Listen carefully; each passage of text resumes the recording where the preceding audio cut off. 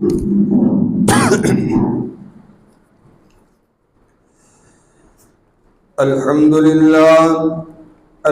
لله نحمده ونستعينه ونستغفره ونؤمن به ونتوكل عليه ونعوذ بالله من شرور أنفسنا ومن سيئات أعمالنا من يهده الله فلا مضل له ومن يضلله فلا هادي له ونشهد أن لا إله إلا الله وحده لا شريك له ونشهد أن محمدا عبده ورسوله أما بعد فإن أحسن الحديث كتاب الله وخير الهدي هدي محمد صلى الله عليه وسلم وشر الأمور محدثاتها وكل محدثة بدعة وكل بدعة ضلالة وكل ضلالة في النار. اللهم صل على محمد وعلى آل محمد كما صليت على إبراهيم وعلى آل إبراهيم إنك حميد مجيد. اللهم بارك على محمد وعلى آل محمد كما باركت على إبراهيم وعلى آل إبراهيم إنك حميد مجيد. أعوذ بالله السميع العليم من الشيطان الرجيم. بسم الله الرحمن الرحيم. من كان يريد الحياة الدنيا وزينتها نوفي إليهم أعمالهم فيها وهم فيها لا يبخسون. أولئك الذين ليس لهم في الآخرة إلا النار وحبط ما صنعوا فيها وباطل ما كانوا يعملون. جو دنیا کی زندگی اور اس کی زینت چاہتا ہے ہم اس کو اس کے اعمال کا بدلہ دے دیتے ہیں اسی دنیا میں،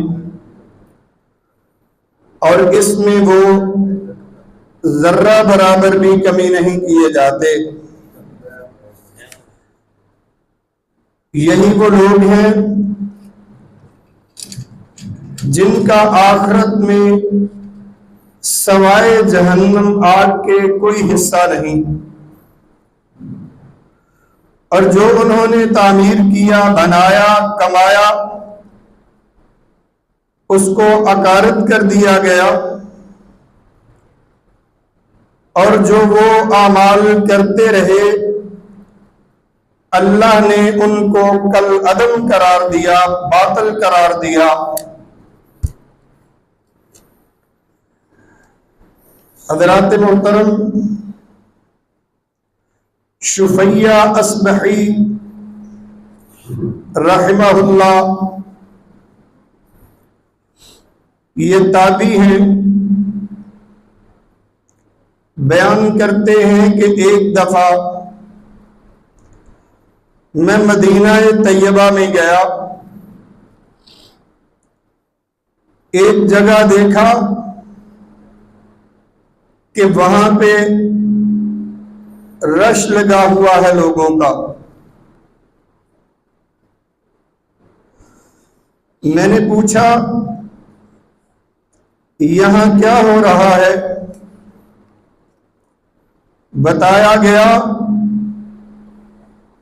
کہ یہاں پہ سیدنا ابو ہریرہ رضی اللہ تعالیٰ عنہ جو نبی کریم صلی اللہ علیہ وسلم کی احادیث لوگوں کو بیان کر رہے ہیں،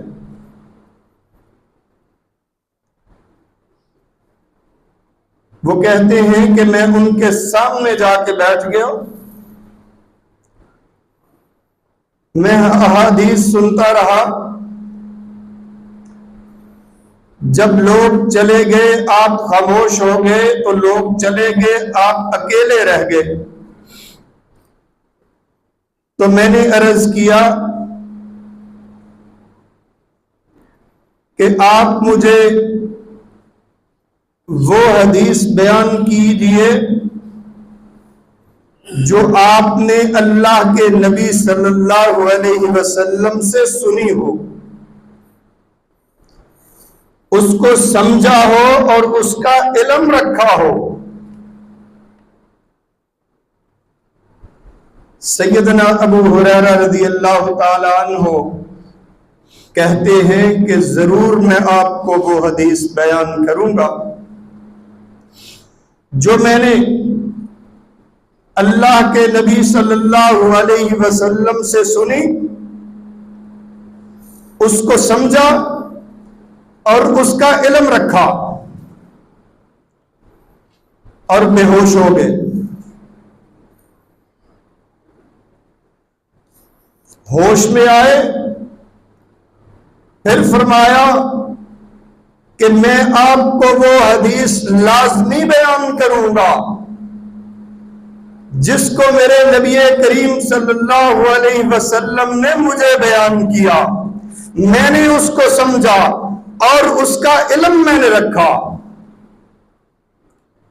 اور دوبارہ پھر ان پہ غشی طاری ہو گئی، بے ہوش ہو گئی، افاقہ ہوا، ہاتھ چہرے پہ ملا اور پھر کہا کہ میں آپ کو لازمی وہ حدیث بیان کروں گا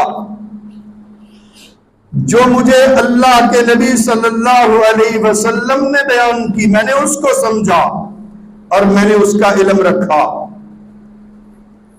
اور وہ حدیث بیان کروں گا جو اسی گھر میں اللہ کے نبی صلی اللہ علیہ وسلم نے بیان کی، اس وقت میرے علاوہ ان کے ساتھ کوئی نہیں تھا، اور پھر بے ہوش ہو گئے۔ تیسری دفعہ ہوش آیا تو پھر وہی بات دہرائی، اور پھر اس قدر بے ہوشی طاری ہوئی، شفیہ اصبحی بیان کرتے ہیں کہ سیدنا ابو ہریرہ رضی اللہ تعالی عنہ گر پڑے، بے ہوش ہو گئے۔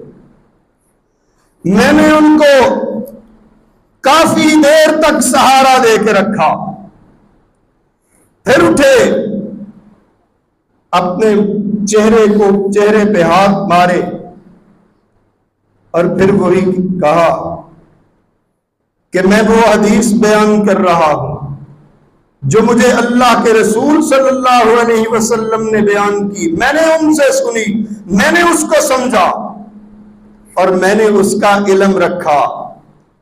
قیامت کا دن ہوگا، ساری امتیں گھٹنوں کے بل ہوں گی، اللہ آئے گا تاکہ لوگوں کے درمیان فیصلہ کرے۔ وَجَاءَ رَبُّكَ وَالْمَلَكُ صَفًّا صَفًّا، فرشتے بھی صفے بنا کے کھڑے ہوں گے، لوگ بھی درجہ بدرجہ صفوں کے اندر، ساری امتیں گھٹنوں کے بل ہوں گی۔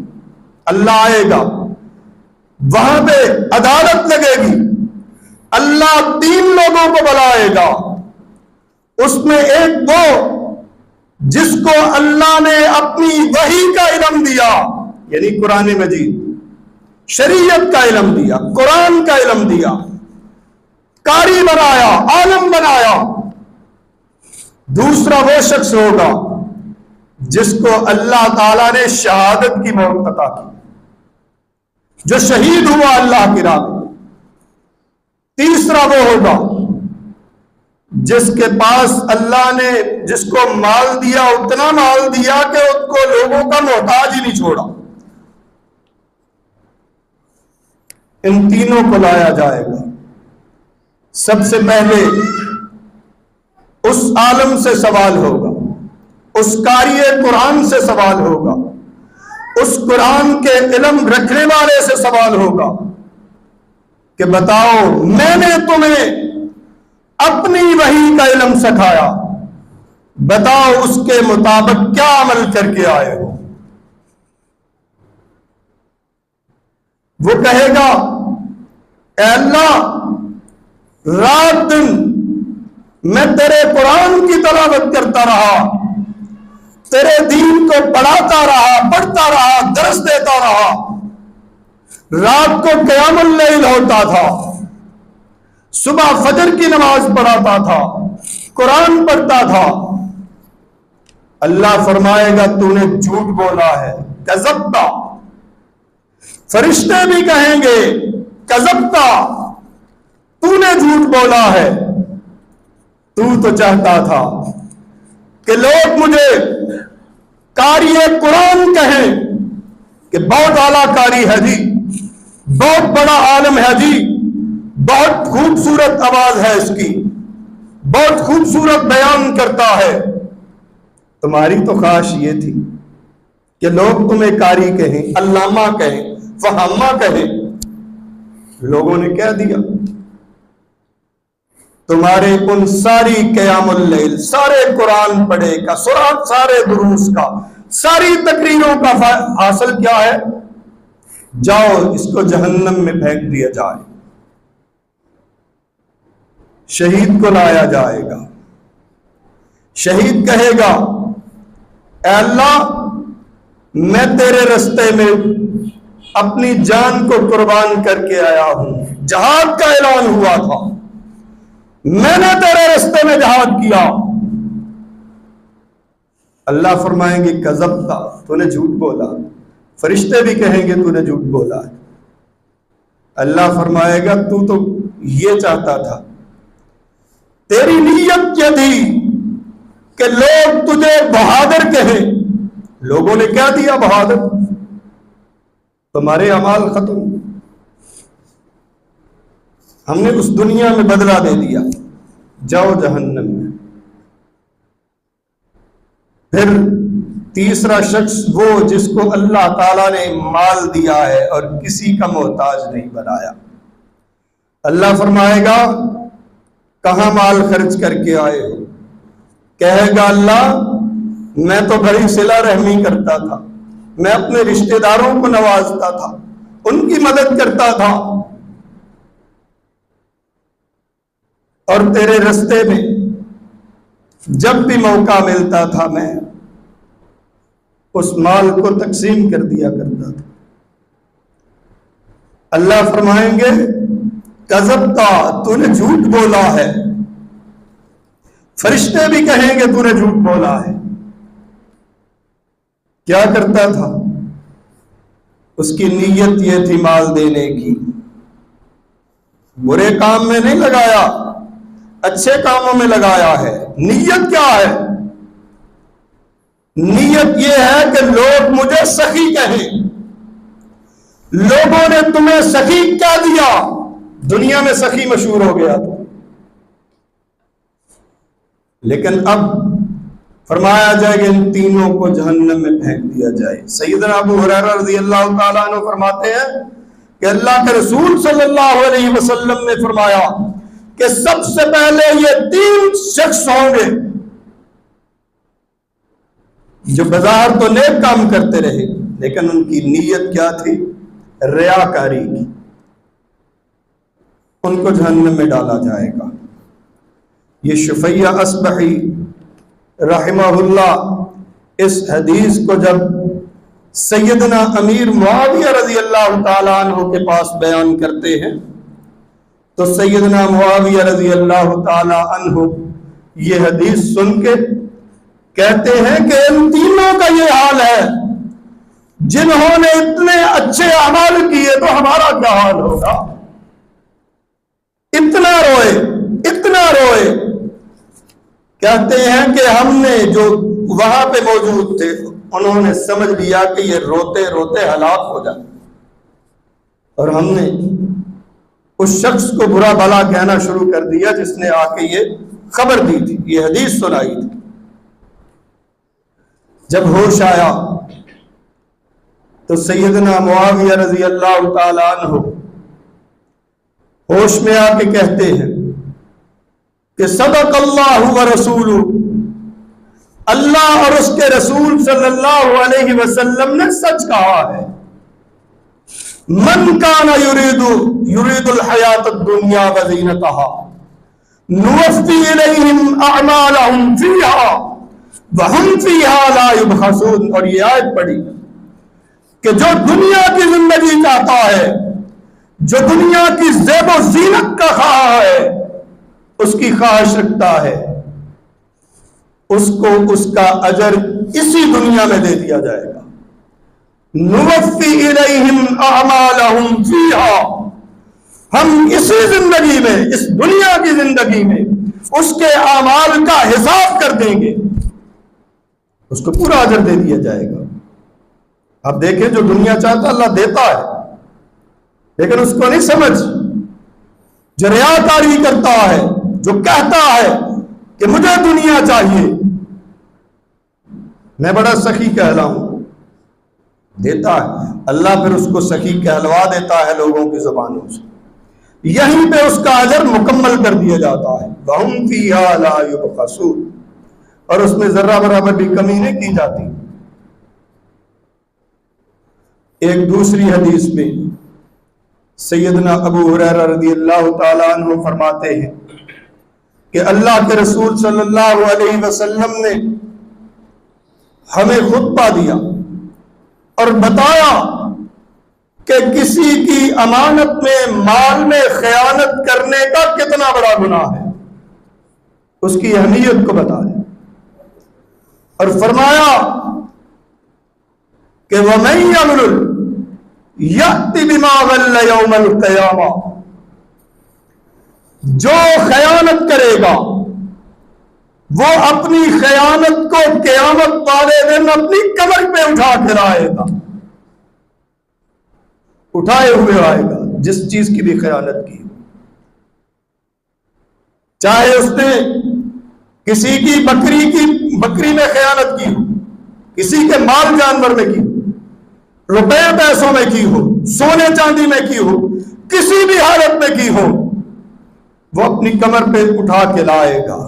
اللہ کے نبی صلی اللہ علیہ وسلم فرماتے ہیں کہ لوگوں سن لو، یہ نہ ہو کہ تم قیامت کے دن اپنے کندھے پہ، اپنی کمر پہ ایک بکری کو لادے ہوئے آؤ اور چیخیں مار رہے ہو اور مجھ سے آ کے مدد طلب کرو، مجھ سے آ کے مدد طلب کرو، تو میں تمہاری مدد نہ کر سکوں، کیونکہ میں نے جو اللہ نے پیغام مجھے تمہارے لیے دیا میں نے تمہیں پہنچا دیا، اب میری مدد کی امید نہ رکھنا۔ کوئی شخص اس حالت میں نہ آئے اس نے اپنی کمر پہ اونٹ کو لادا ہو اور وہ چیخ رہا ہو، چلا رہا ہو کہ اللہ کے نبی میری مدد کیجیے، اور میں مدد نہ کر سکوں۔ اسی طرح کوئی روپے کو لے کے آ رہا ہو، کوئی چاندی کو، کوئی سونے کو، کوئی کسی چیز کو لاد کے لے کے آ رہا ہو اور مجھ سے کہے کہ اللہ کے نبی میری مدد کر دیجیے، اللہ کے نبی صلی اللہ علیہ وسلم فرماتے ہیں کہ میں مدد نہیں کر سکوں، کیونکہ میں نے اللہ کا پیغام جو تمہارے نام تھا میں نے اس دنیا میں تمہارے لیے چھوڑ دیا، پہنچا دیا، اور نبی کریم صلی اللہ علیہ وسلم کے صحابہ کی شہادت کے مطابق آپ نے پہنچانے کا حق ادا کر دیا کہ اس وقت جب اللہ کے نبی صلی اللہ علیہ وسلم اس دنیا میں موجود تھے، آئے، اس وقت پوری عالم کی تاریخ اٹھا لے، تاریخ ساری قوموں کی تاریخ اٹھا لے، صرف ایک میرے نبی صلی اللہ علیہ وسلم کی ذات کے گرد گھومتی ہے، صرف ان کی ذات کو پڑھا جا رہا تھا، ان کی ذات کی بات ہو رہی تھی۔ ایسے تو نہیں کہہ دیا تھا اللہ کے نبی صلی اللہ علیہ وسلم کے صحابہ نے، اللہ کے نبی آپ نے تو رسالت کو پہنچانے کا حق ادا کر دیا ہے، اور اللہ تعالیٰ کے نبی صلی اللہ علیہ وسلم نے جو سب سے بڑی وعیدیں سنائی ہیں نا مال کے متعلق، کیونکہ مال ہر وقت انسان کو ضرورت ہے اس کی، اور یہ انسان کی بہت بڑی کمزوری ہے، اور آپ پوری شریعت پڑھ کے دیکھ لیجیے، وہیں سے اللہ نے انسان کو آزمایا ہے جہاں اس کی کمزوری ہے، جہاں سے اس کی کمزوری ہے وہاں سے اللہ نے انسان کو آزمایا ہے۔ اسلام کے اندر جو شریعت ہے، جو احکام ہیں، جو قوانین ہیں، وہ سارے کے سارے ایسے قوانین ہیں جو انسانیت کی فلاح کے لیے اور انسان کی بنیادی ضرورتوں کا تحفظ کرتے ہیں۔ وہ 5 بڑی بنیادی ضرورتیں: دین کی حفاظت، جان کی حفاظت، مال کی حفاظت، اولاد کی حفاظت، اور انسان کی عقل کی، اس کی انٹلیکٹ کی حفاظت۔ تو اللہ تعالیٰ نے ایسے قوانین بنائے ہیں جن سے انسان کا مال جو ہے وہ محفوظ رہے، اور یہ سب سے بڑی، ہم جب مال کسی کا ضائع کرتے ہیں نا وہ خیانت کے ذریعے ہوتا ہے، تو اللہ کے نبی صلی اللہ علیہ وسلم نے اس بندے سے اس کی سفارش کرنے سے، اس کی مدد کرنے سے معذرت کی کہ قیامت والے دن میں اس شخص کی کوئی مدد نہیں کر سکوں گا جو خیانت کر کے آئے گا، کسی کا مال کھا کے آئے گا۔ اور اس سلسلے میں اللہ نے انسان کو مال کے اندر جو اس کی ملکیت ہے، حالانکہ مال سارا کا سارا جتنا بھی ہے، آواز تھوڑی کم، جتنا بھی مال ہے، اللہ تعالی کے نبی صلی اللہ علیہ وسلم نے جتنے بھی احکامات دیے ہیں اس کے ذریعے دوسرے لوگوں کا مال جو ہے وہ محفوظ رہتا ہے، اور ایک انسان کو اللہ نے ملکیت دی اپنی دولت کی، یہ انسان کے ذہن میں رہنا چاہیے کہ للہ ما فی السماوات والارض، کہ زمین و آسمان میں جو کچھ بھی ہے وہ اسی کا ہے۔ مال کیا ہے؟ امانت ہے اللہ کی، ملکیت انسان کو اس دنیا میں دی گئی تاکہ اس کو آزمایا جا سکے کہ کون اچھے اعمال کرتا ہے۔ تو انسان کی جو ملکیت میں جو چیزیں آ سکتی ہیں اس کے بارے میں شریعت نے قوانین بنائے کہ ایک انسان کسی چیز کا مالک کس طرح ہو سکتا ہے۔ اللہ کے نبی صلی اللہ علیہ وسلم نے جتنے بھی ذرائع بتائے ہیں اس میں سارے کے سارے ذرائع 2 قسموں کے اندر آتے ہیں۔ ایک وہ کہ جو چیز کوئی قیمت دے کے خرید لی جائے، یعنی کچھ محنت کر کے یا قیمت دے کے خرید لی جائے، اور دوسرے نمبر پہ وہ چیزیں جو بغیر کسی محنت کے انسان کی ملکیت میں آ جاتی ہیں، اس میں محنت نہیں کرنی پڑتی، نہ ہی قیمت دینی پڑتی، یعنی کسی چیز کے عوض کسی چیز کی ملکیت حاصل کرنا. مثلا کوئی بھی چیز ہے، ہم بازار میں ضرورت ہے جاتے ہیں، وہ پیسے ادا کر کے ہم چیز لے آتے ہیں. ایک طریقہ یہ ہے کہ انسان کسی چیز کے عوض کسی چیز کو اپنی ملکیت میں. دوسری قسم جو انسان کی ملکیت میں چیزیں آتی ہیں، اس کا انسان کی محنت اور اس کی قیمت ادا کیے بغیر اس کی ملکیت میں آ جاتی ہیں، جو بلا عوض ہوتی ہیں.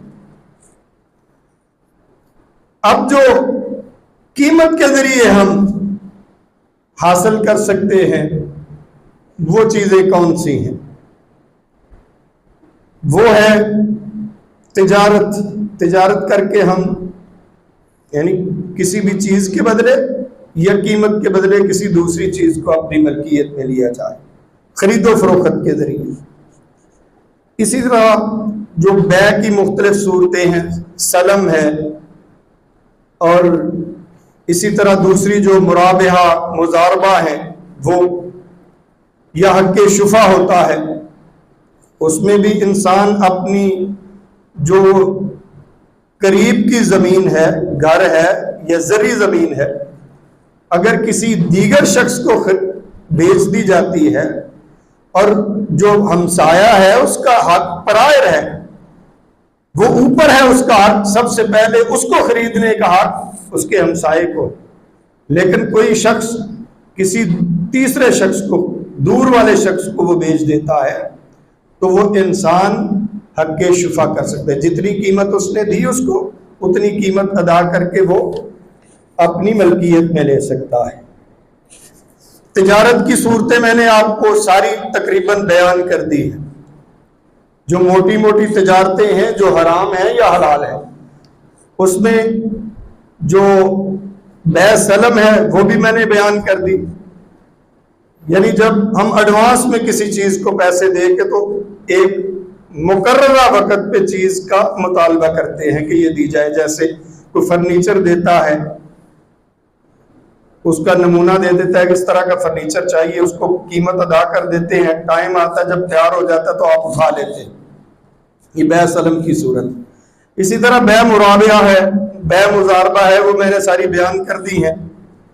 اب یہ جو حق شفا ہے وہ کس زمین میں ہوگا؟ یہ اللہ کے نبی صلی اللہ علیہ وسلم نے ایک فیصلہ فرمایا جس کے اندر یہ تھا کہ اگر زمین تقسیم نہیں ہوئی، مشترکہ کھاتا ہو، جتنے بھی شریک کھاتا ہو، اگر ان میں سے کوئی بیچتا ہے تو ان میں جو شریک کھاتا ہے وہی خریدیں گے. ان کا حق رائے، ان کا حق جو ہے وہ پرائر ہے، وہ بڑا ہے، سب سے اوپر ہے. سب سے پہلے اگر وہ نہیں ساروں میں سے کوئی خریدتا تو پھر آپ تیسرے شخص کو بیچ سکتے ہیں. اور اگر کوئی شریک کھاتا حق شفا کرنا چاہے تو اس زمین میں کر سکتا ہے، چاہے وہ رہائشی زمین ہو یا زرعی زمین ہو. جو شریک کھاتا ہوگا اس کو حق شفا کا حق حاصل ہوگا. اور جو تقسیم ہوئی ہے جگہ، یعنی حصے تقسیم ہو چکے ہیں، میرا حصہ علیحدہ ہے، دوسرے کا علیحدہ ہے، تیسرے کا علیحدہ ہے، اس کے رستے بھی علیحدہ کر دیے گئے ہیں، تو پھر کسی کو حق شفا کا حق حاصل ہے، چاہے وہ ساتھ ہی اس کے لگتا ہو. حق شفا کا حق کب حاصل ہوگا؟ جب کھاتا تقسیم نہ ہوا ہو، جب ایک کھاتے میں ایک سے زائد لوگ اس میں شریک ہو، اس میں ملکیت رکھتے ہو، اور ان میں سے اگر کوئی ایک اپنی ملکیت بیچنا چاہے گا تو اپنے شریک کھاتا کو بیچے گا کیونکہ ان کا حق پرائر ہے. اگر نہیں بیچے گا تو وہ حق شفا کر سکتے ہیں. یہ ایک طریقہ ہے کہ کسی چیز کے عوض انسان اپنی ملکیت میں کوئی چیز لے لیتا ہے. اسی طرح جو دوسری عوض کی صورت ہے وہ سروسز ہے. یعنی ہر ایک کے پاس قیمت نہیں ہوتی، کئی لوگوں کے پاس مہارت ہوتی ہے، جیسے بڑھئی ہے، موچی ہے.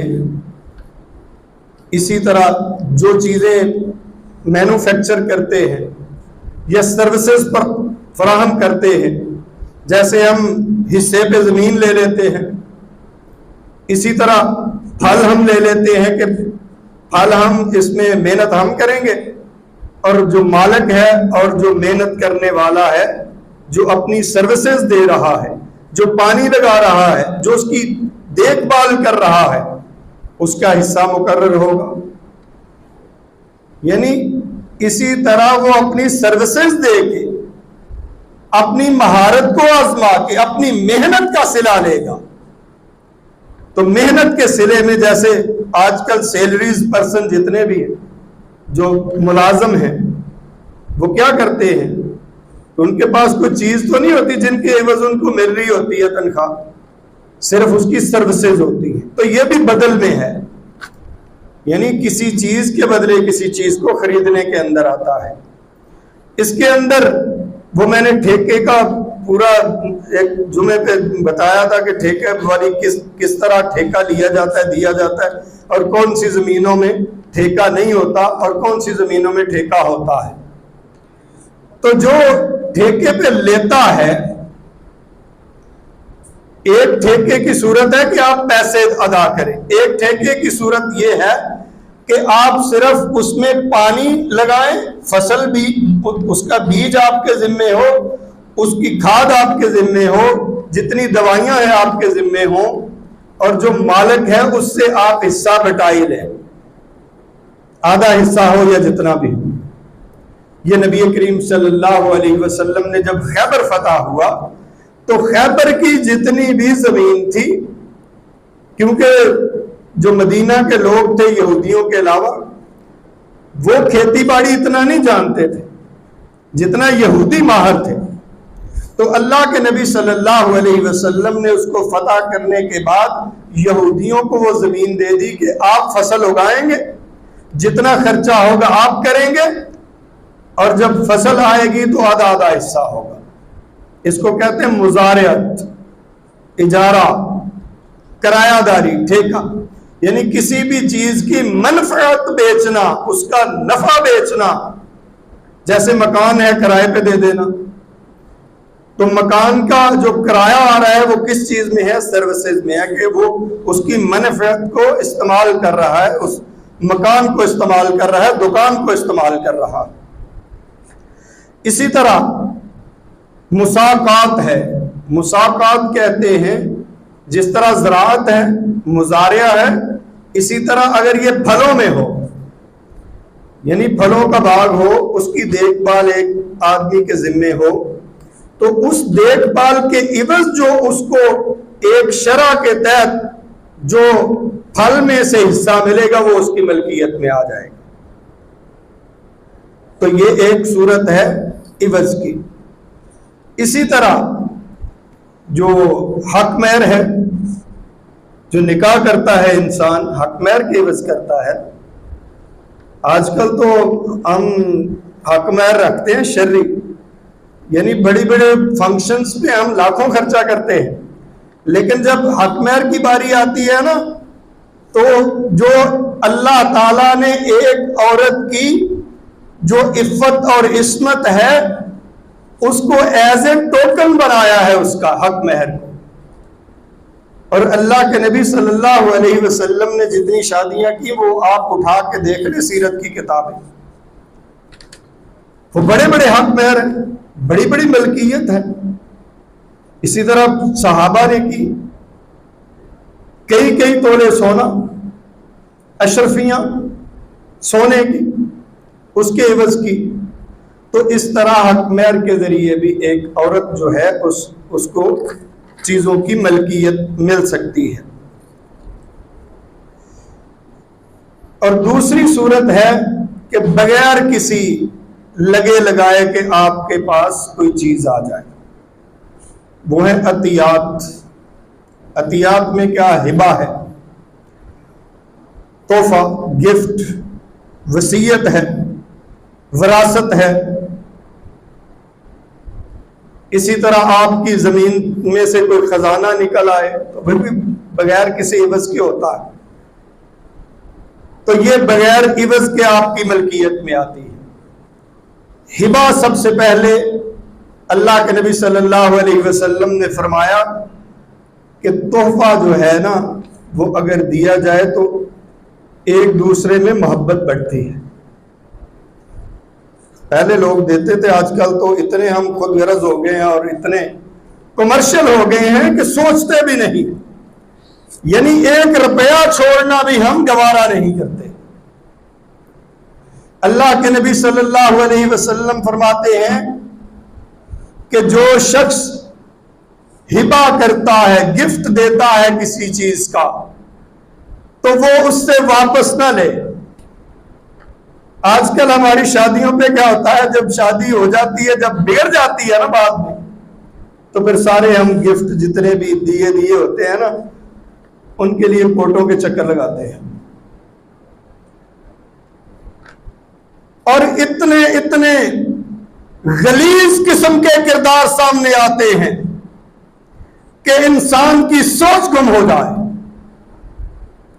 اللہ کے نبی صلی اللہ علیہ وسلم نے کیا فرمایا کہ گفٹ دیا کرو، محبت بڑھتی ہے. دوسری طرف یہ بھی فرمایا کہ اگر کسی کو کوئی تحفہ دیتے ہو تو واپس مت لو. اگر تم واپس لیتے ہو تو اسی طرح ہے جس طرح کتا کھائے، الٹی کرے اور اس کو کھائے. کتا اپنی کیا کو ہی کھائے. اللہ کے نبی صلی اللہ علیہ وسلم نے فرمایا کہ اگر گفٹ دینا ہے پہلے گفٹ دے لیتے ہیں، پھر اس کی واپسی کے لیے، اس کی کینسلیشن کے لیے کورٹوں کا چکر لگاتے ہیں. صرف ایک شخص واپس لے سکتا ہے اور وہ ہے انسان کا باپ. اللہ کے نبی صلی اللہ علیہ وسلم نے صرف ایک باپ ہے جس کو یہ حق دیا ہے کہ وہ اپنے دیے ہوئے تحفے کو جو اپنی اولاد کو دیا ہے واپس لے لے. باقی کسی کو کوئی حق نہیں پہنچتا کہ اس کو واپس لے. اسی طرح وصیت ہے کہ کوئی انسان کسی کے لیے وصیت کر جائے.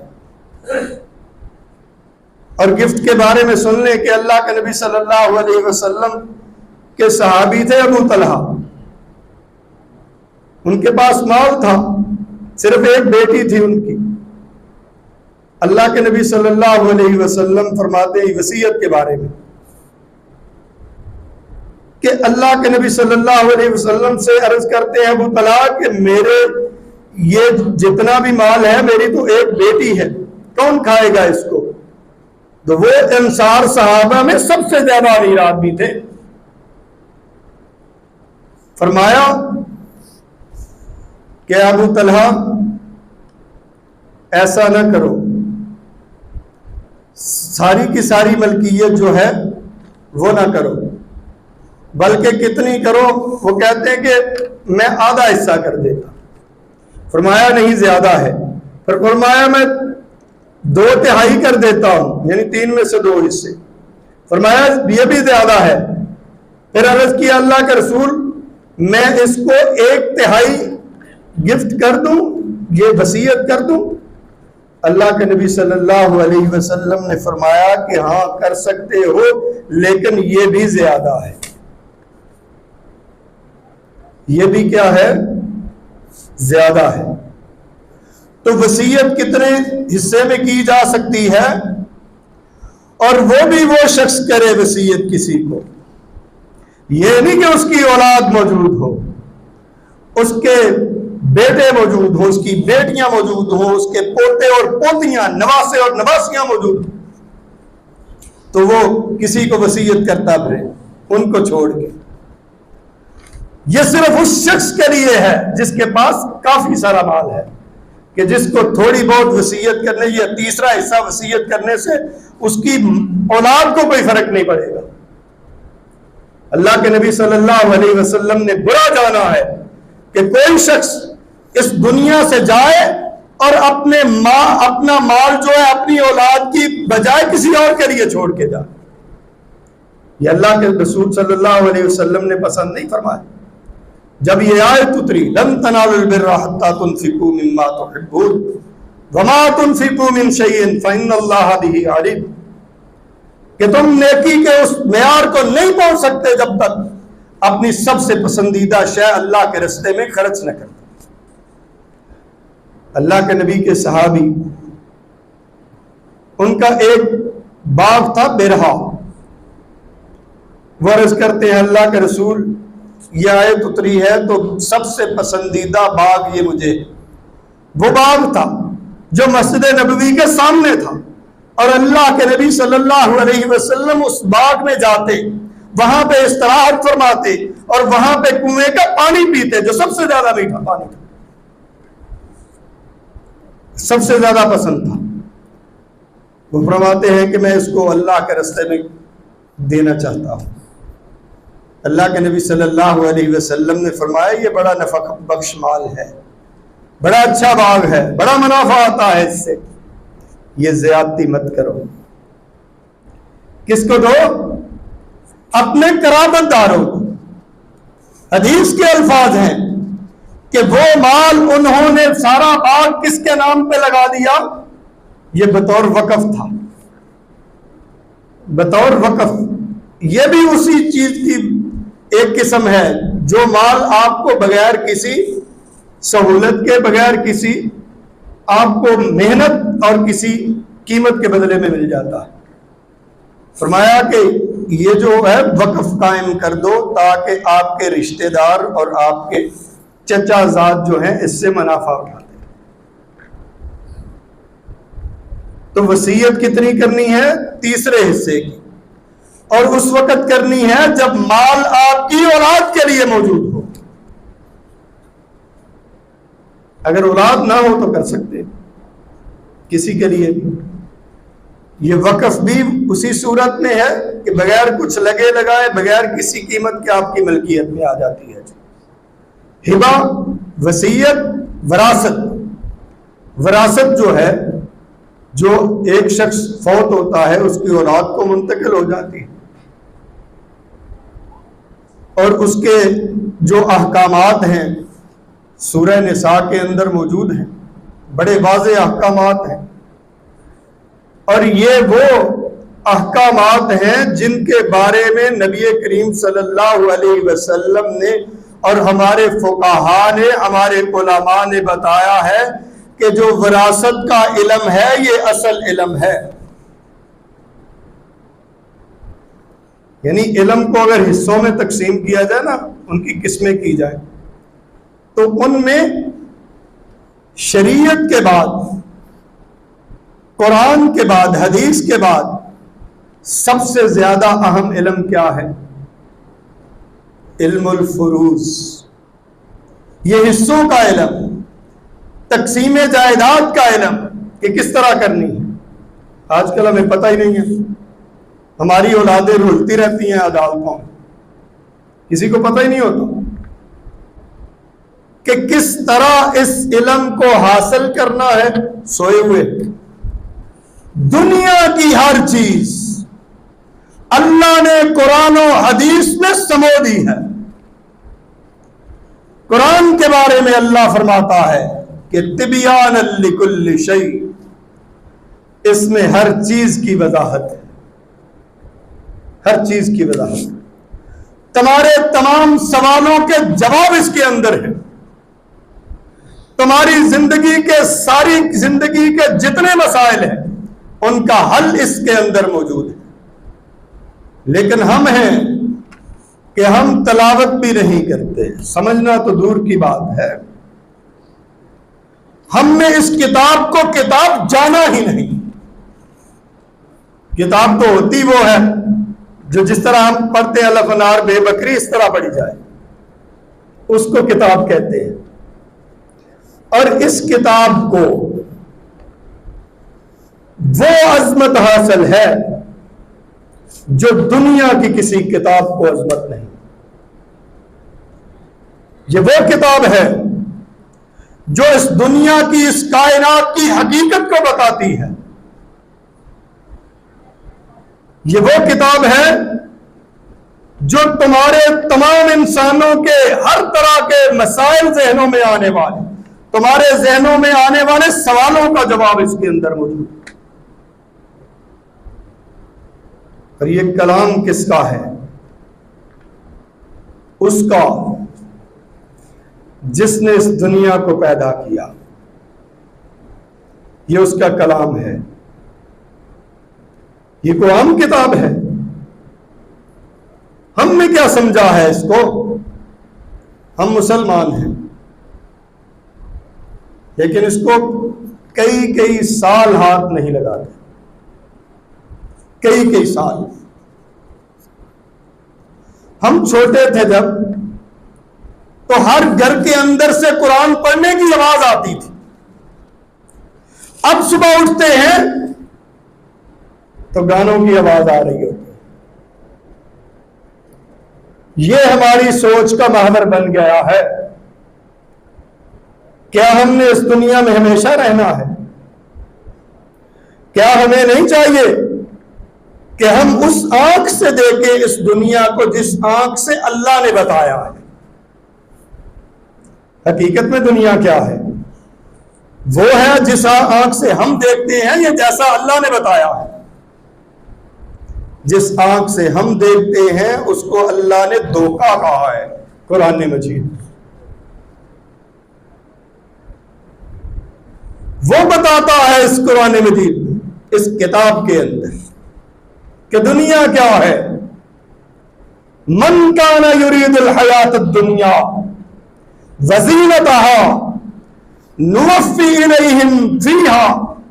الیہم اعمالہم فیہا، کہ جو دنیا کی زندگی اور اس کی زیب و زینت کو چاہتا ہوگا، ہم اس کے اعمال کو اسی دنیا کے اندر ہی ختم کر دیں گے۔ اولئک الذین، پھر وہ لوگ خسارے میں ہوں گے جن کے اللہ سارے کے سارے اعمال کو کل عدم قرار دے دے گا۔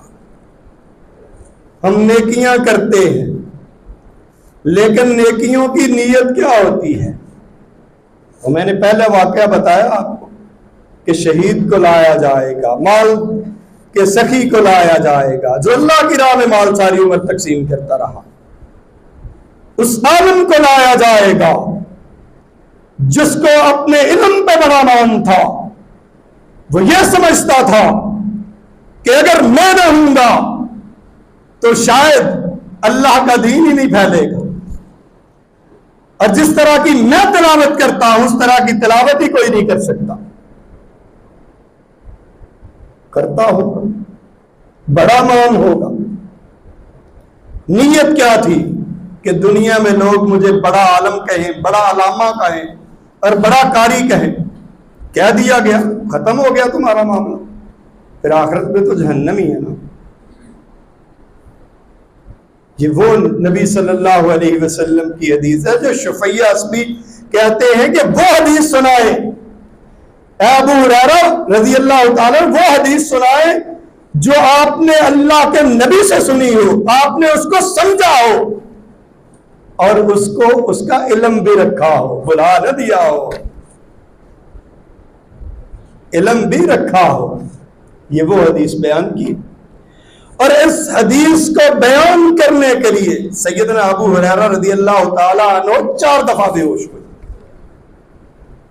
کہ وہ منظر کہ جب ساری کی ساری امتیں گھٹنوں کے بل ہوں گی، اللہ آئے گا، فرشتے صفوں کے اندر موجود ہوں گے، فیصلہ کرنے کے لیے ان 3 لوگوں کو بلایا جائے گا جو ساری عمر شہادت کی موت لیے ہوئے جہاد فی سبیل اللہ کرتا رہا۔ نیت کیا تھی؟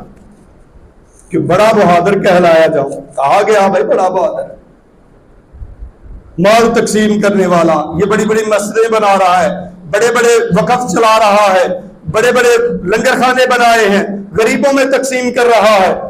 کس نیت سے؟ اچھا کام ہے، لیکن نیت کیا ہے؟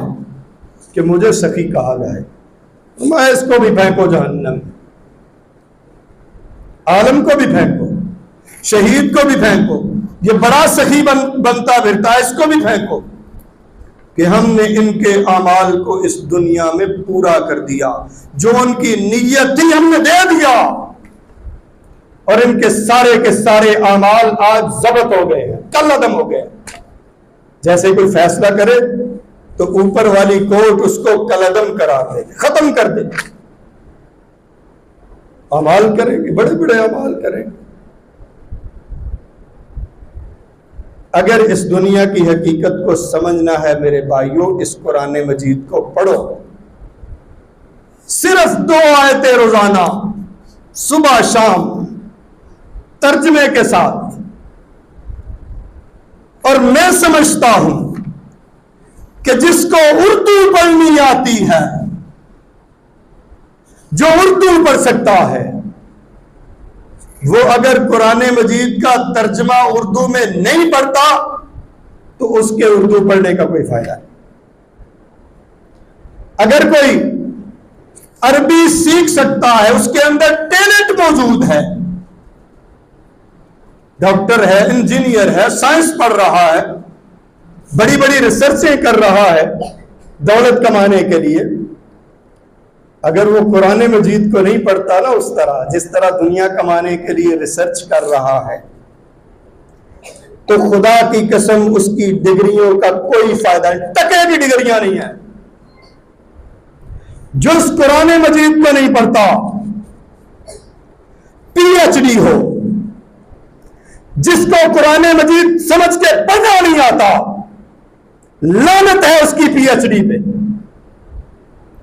ہو مسلمان، بڑا انجینئر ہو، لیکن اس کتاب کو نہیں پڑھ سکتا جس کے اندر ایسی انجینئرنگ بیان کی ہے کہ اس دنیا کے سارے انجینئر بھی اکٹھے ہو جائیں، اس طرح کی انجینئرنگ بیان ہی نہیں کر سکتے جس طرح کی قرآن مجید نے بیان کی ہے۔ وہ ڈاکٹر جس نے MBBS کیا ہے دن رات کر کے، راتیں جاگ کر اپنی بینائی کمزور کر لی، لیکن اس قرآن کو نہیں پڑھا، اس کی ڈاکٹری کا کیا فائدہ؟ کہاں جائے گی اس کی ڈاکٹری کی ڈگری؟ جب اللہ پوچھے گا تمہیں صلاحیتیں دی تھی، یہ خیانت نہیں ہے؟ یہ بھی خیانت ہے۔ ہر کوئی شخص اپنی خیانت کو اپنے کندھے پہ اٹھا کے لائے گا اور چیخ رہا ہوگا، اے اللہ کے نبی مدد کر دیجئے۔ اللہ کے نبی فرماتے ہیں کہ اس حالت میں نہ آنا، میں مدد نہیں کر سکوں گا۔ وآخر دعوانا الحمدللہ۔